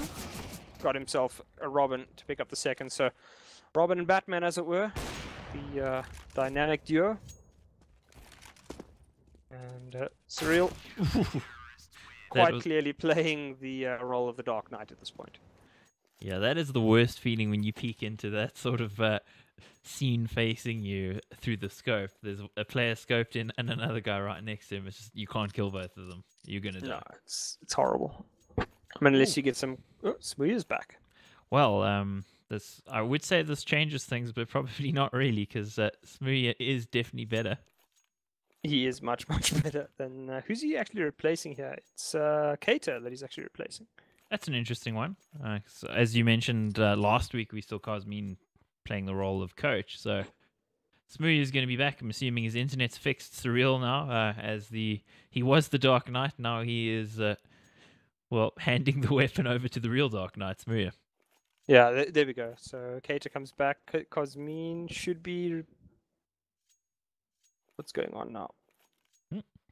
Gonna try to fix that. I'm sure that it's see, they might have to roll back or something if it doesn't want to play ball, because depends on if you have an admin on hand or not. I don't know if in main an admin is on hand like in Pro League or in ESL Africa, for instance. But we got highly doubted. Very much doubted as well. Probably got 2 techies sitting in the dungeon. And those 2 techies have to solve the entire world's problems, and they have to solve them yesterday, and with no complaints. Exactly, that's how this works. So, Smooya's back, and let's see if he can continue to, just put on the reign of terror that we've been seeing out of the AWP in the hands of Surreal. Let's find a nice kill there for Naf, runs him down. Cosmin very close. Very on point with the headshot as well. He has all the running going on there as well, so they can have a fair bit of information about the whereabouts of the terrorists. Yeah, 2 players actually holding the water area now, so Gerber doesn't have any armor. Taking this kind of duel could be a bit tricky if he does get hit though. And Cosmin, oh, there you go. That's exactly what I meant. Gerber going to go down. They're going to try. They will rescue the weapon there. That'll be Mars Bar, but Cosmin is on a mission, and that mission is dead. He's going to remove another player. He's going to spot himself Fredo 60. As Fredo 60 tries his luck, Cosmin, well, I mean, he's certainly not a very generous person at this point. Will remove his 4th player of the round. He will almost certainly not get the ace. That will steal it from him. And he takes a shot from Smooya for some reason. Just because. Yeah. I mean, Smooya's got no kills, no assists, and no deaths. So probably just a little bit of frustration. I imagine so, because he was one of the first people in the server. That's why we were so confused when we were waiting for the game to start, because Smooya was there, then he wasn't, then he was there, then he wasn't, and then the server was full, and then it wasn't. So, yeah, bit frustrating. Kind of like the time that Fartgale are having at the moment. They need a 10-5 to stay competitive here, and Epsilon so far been piling on the pain, and whew, that nade piling the pain on Robin. Yeah, these nades have done huge amounts of work, and I mean, I was just mentioning it to you earlier. That seemed to really cut down on Fur's aggression on overpass as well. He looked very uninterested in his usual aggression after just, I think, 3 or 4 rounds of getting naded in the face as soon as he hit the fountain area. So Epsilon, also experiencing the pain there, but FD will still be a player down. Robin, even with the damage, still aggressive enough, and Smooya is going to go down, not expecting the 2 players. The Surreal removes Mars Bar, and Robin, the aggression is not going to work out this time. Doesn't actually get any kills for his push. And at this point, Epsilon, they have a forward player. That will be Tak, but does Tak have the ability to stop this rush dead in its tracks? This push dead in its tracks, what am I saying? So 3-on-3 at the moment, and 3-on-2. Tak doing some good work there. And yes, this is a best of 7. Please no. I've only ever seen one best of 7, and somehow the one team, I think it was Hellraisers, won from, or was it? Yeah, I think it was Hellraisers, like won a best of 7 from 0-3 down. So 1-on-1 now, Surreal. Ooh, I thought he was going to hit that headshot. He's been so good with the AWP so far, and he continues to be great with the weapon, takes down Naf. Some exciting stuff going on there. And of course, with another 6 maps to go, lots more exciting stuff to come. Strap yourselves in, boys. It's going to be a long ride. Well, if it really was a best of 7, I don't think FD would have the map pull against Epsilon, do you? No. I mean, it would be a quick best of 7. But I don't think a quick enough best of 7, since it would probably still be about 4 maps. If do not want to see that. Never ever want to see that. I'm not even always a huge fan of best of 5, depending on the teams involved, because sometimes it can just be a one-sided snore fest. Yeah, I mean, the one thing that I can say that I would rather watch a best of 7 than is that, what was it, that overtime game between Liquid and FaZe? Oh, the third place playoff, that was terrible. It's Star Series. That was just unbearable. Yeah, that was the CS:GO equivalent of like drinking bleach. It was not an entertaining game, to say the least, as Epsilon are going to go for the B rush, and Fartgale have gambled on the wrong site. Unfortunately, they have nobody in the actual B side, only one player sitting at Graffiti. And Epsilon, they'll get themselves a free bomb plant, and FD will be oh so upset because now they have a very difficult retake to go on. It's all about Marsbar, and he's going to go down. That means that the kit is very, very far away from any potential clutcher. So fights are coming in. They're going to win the second one and the third. Gerber getting smoother there as Gerber is on low HP. Epsilon. Trades are coming through now. It's a 1 versus 2, and unfortunately Surreal is going to continue his terrifying ways as he removes yet another player. 23, 2, and 8.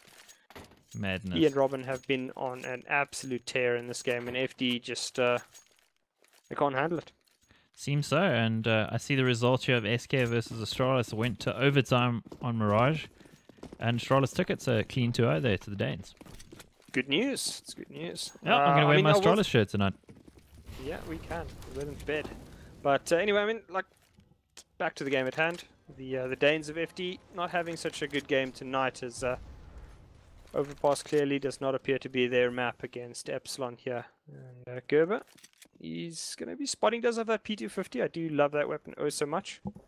Far better than the Tech 9 or the CZ. You're just biased, but there's a nice shot, 2 players low now on Epsilon, so that at least makes it doable for the pistols. Yeah, it makes it doable. I don't know if it's realistic, no, but doable. No, yes. yeah. So that was the word, realistic. My brain just short-circuited there for a second. It is interesting that Gerber is the only one who hasn't bought armor, apart from Snowman, who couldn't. Sounds like you got a dog in the background there. Ooh, Snowman going down to a really nice shot from Zach. There's Cosmine coming in from the side, getting himself a kill as well. Surreal adding to it, and it's all on Marsbar coming in for the backstab, and Zach is wise to it, so not going to happen. 13 to 4 here in this ESEA main encounter. Yeah, Epsilon getting off to a wonderful start, continuing it through the mid rounds and looking to end it in style here. They have 4 players actually, all in double figures.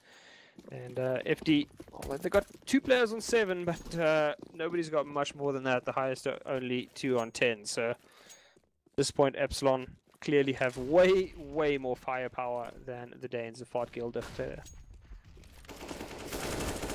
It's the spray down coming from Smooya. 3 before Surreal adds to it. Only 1 kill from Snowman, and he's got 23 HP. He's going to go down. It's done. Yeah, that was some sexy spray there by Smooya.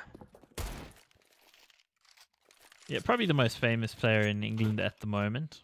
Not usually for good reasons, though. No. I do agree with you there. He's probably the most famous, but not for reasons related to his outrageous skill. Of course, what is hilarious is both of you and I are signed to Code Red Esports in the UK, and so is he. Oh, I mean, agencies represent many players. I mean, imagine being the agent for Tiger Woods when all that stuff went down. Oh, nice shot there from Gerber. Catches him through the edge of the rock as well. Good work. And Zach, one of the hard workers on the team there, he's out of it. Oh, Gerber with another kill on Surreal. One of the danger men out of it now. Marsbar also adding to it all, and only 2 left alive for Epsilon. What are Epsilon doing here, though? I mean, playing so well the last few rounds. You know, good teamwork, and then this round's like, okay, boys, we're just going to run 1 by 1 to areas with no assistance. And, I mean, look at this. Smoothie's going to get a kill. Smoothie's going to die because there's no backup anywhere. That was far, far too easy. Like, Gerber hit some good shots. But, I mean, that was not the best way to play that round. About the only reasonable kill that Gerber should have gotten was the one on long. I mean, you can't really fight an AWPer at long with 2 AKs, so that was the double play, but Gerber just killing way too many people there. Yeah, they went full pug and they got punished. Yep. Well, Smear. Timing correct. Doesn't always work out, but it works out beautifully there for Smuya. And Wisbar getting himself 2 before getting naded by Smuya. Trying to get the Launched plant into here, orbit Robin. there. No, Naf's actually not going to spot it, so he's going to try to take a shot. Smuya's not watching the angle. Cosmine, though, is watching his, and that'll be the door. Snowman not aware of it, that will go down. Don't know why there are 2 players watching the door. Smuya with a hell of a flick, and another one to pick it up. And that will be the end of FD's chances in this game. They are going to be on a force buy, so maybe I'm jumping the gun, but it doesn't feel like FD has much in the tank against Epsilon at this point. Does not seem so. 10 map and match points in hand here, so plenty to work with for Epsilon, and not a lot in terms of weapons and economy for FD. I mean, they have an M4, they have a for Marston 3 Deagles. Sorry, 2 Deagles and a 5.7. Why Gerber has a 5.7, I have no idea. P250, boys. P250 for life. Aggression towards the long area, but clearly we are not worthy of seeing it, as we haven't yet spotted anything. Cosmine is going to take the first shot, but it's a little bit too late. They don't have the bomb in control either, do Epsilon. So FD, that small chance has been massively widened, as it is now a 2-on-4. Robin and Surreal do have a number of players on low HP, though. So it certainly does favor them in that aspect, but not anymore. Gerber removes Robin from play. Riddle's the last one. He does have an AK, so this is smallest possibility. He's going to get first. Does he have the wherewithal to spot the player behind him? No, he doesn't. Fredo 60 is going to get the kill. And that will be that. Epsilon lose another round. It's now 6-15 in their favor. So a long way to go for the boys of 50. A long way to go.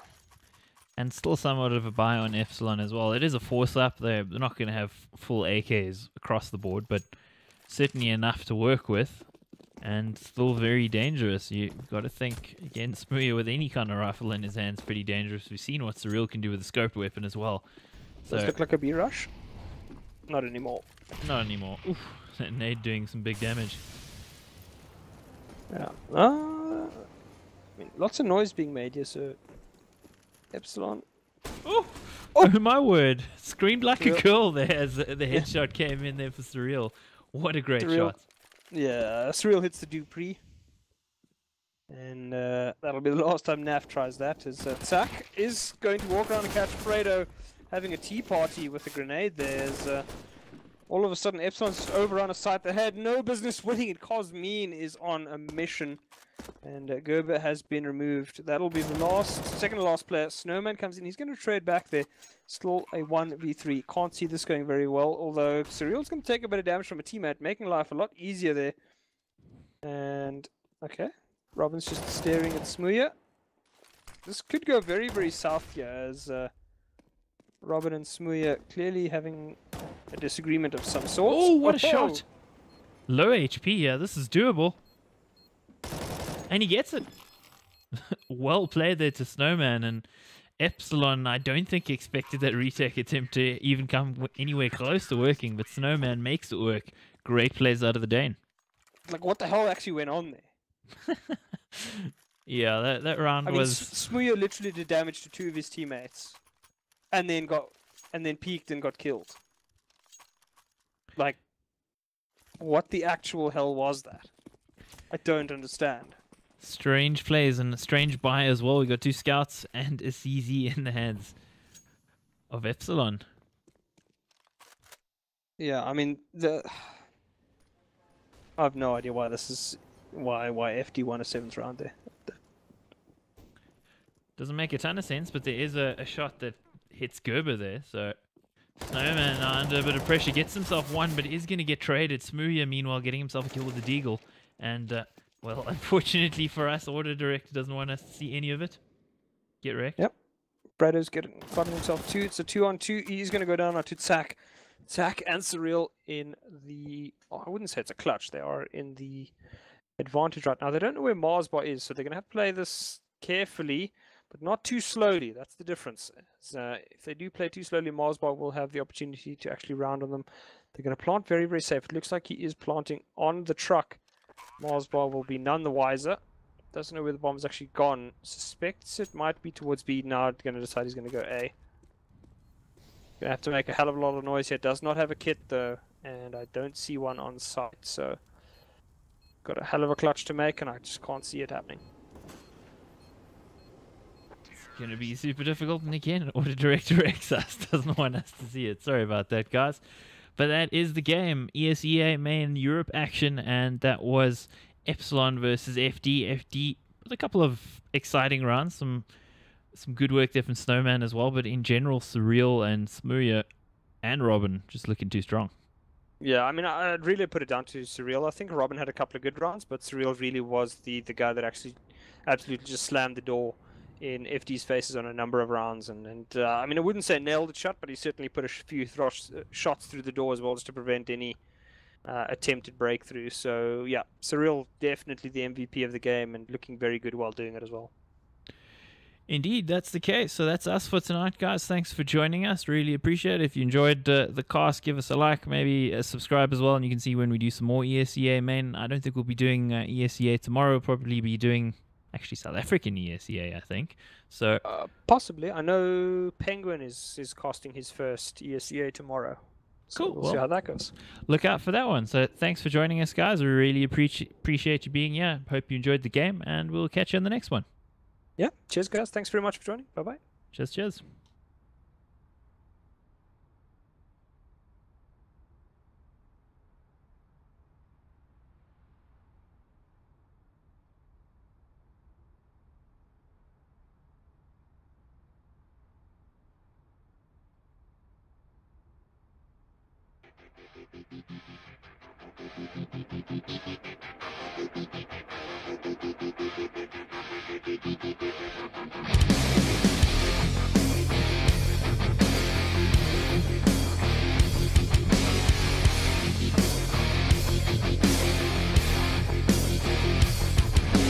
Take some time to push it.